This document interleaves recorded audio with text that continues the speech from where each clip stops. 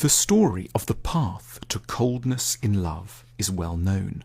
We start off full of affection for one another, and then, with time, feelings fade. We start prioritizing work. We check our phones while they're speaking.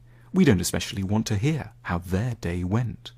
There's a popular surface explanation for this kind of emotional frost, that people naturally get bored of one another, in the same way as they get bored with everything else. The gadget that once seemed so amazing, the film they used to love. Going cold is, in this story, simply the unavoidable consequence of familiarity. But there's another explanation, darker at first, but in the end more hopeful. The loss of interest isn't either natural or inevitable. The boredom is something at once more complicated and more active. It exists because we feel hurt by, angry with, or scared of our partner, and because we haven't found a cathartic way to tell ourselves or them about it. Tuning out isn't inevitable, it's a symptom of disavowed emotional distress. It's a way of coping. We're internally numbed, not just a touch bored.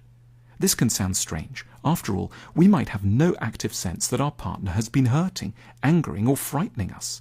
The idea appears laughable or extreme. It makes our partners sound like monsters or ourselves like weaklings, neither of which is true. But the self that loves within a relationship is not the normal adult self we know from other zones of our lives. We may mostly be hugely resourceful and resilient, but the person who loves is an infinitely more vulnerable being. We should imagine it like a smaller, younger, more defenseless version of ourselves that lives in our heads and is no tougher and not much wiser than we were as babies, which is when so many of our needs for and ideas about love were formed. It's this vulnerable self that continues to direct our hearts, even if we're 6'2" with a pointy beard. The loving self has a gossamer thin ego. It gets hurt, frightened, and upset with desperate ease. You could deeply distress it by interrupting it during a story it's telling you about the sandwich it had for lunch, by not asking it enough about the little spot it got on its arm yesterday, by preferring a book to cuddling, or being a bit tricky about what channel it should watch on TV. Of course, these are, by ordinary adult standards, tiny slights. But we don't love by adult standards. These small arrows are enough to wound the self that loves to its tender emotional core. Ideally, of course, the small self would at once point out what's happened. It would carefully explain that it had been frustrated and hurt. Its voice would be measured, undefensive, and charming. But mostly, it just stays silent. That's forgivable. It doesn't properly understand what's wrong.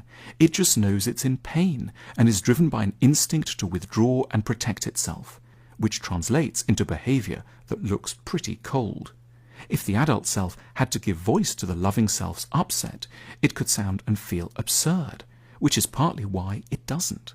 There can be something especially humiliating in having to say, "I don't feel you took enough interest in the details of my lunch break." Or, "I'm 45 years old, but not capable of sharing a TV remote control."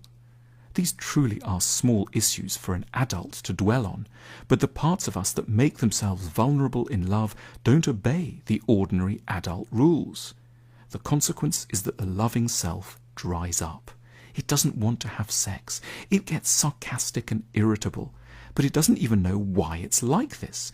It isn't putting on an act. It's confused. To learn to cope, we need a prominent mutual awareness and forgiveness of this dynamic of sensitivity and distress, and a commitment to decode it when disengagement and indifference descend. We have to create a forum in which so-called minor, love-sapping hurts can safely be aired, without the other dismissing, as they always so easily can, the issues at stake as childish or imagined. The touchiness of the loving self is ridiculous, if judged by the more robust standards of the rest of life. But this is not the rest of life. When we've gone cold, we may not truly have lost interest in our partners. We might just need an opportunity to imagine that we are quietly, really rather hurt and furious with them. And we should have access to a safe forum in which our tender but critical feelings can be aired, purged, and understood without risk of humiliation.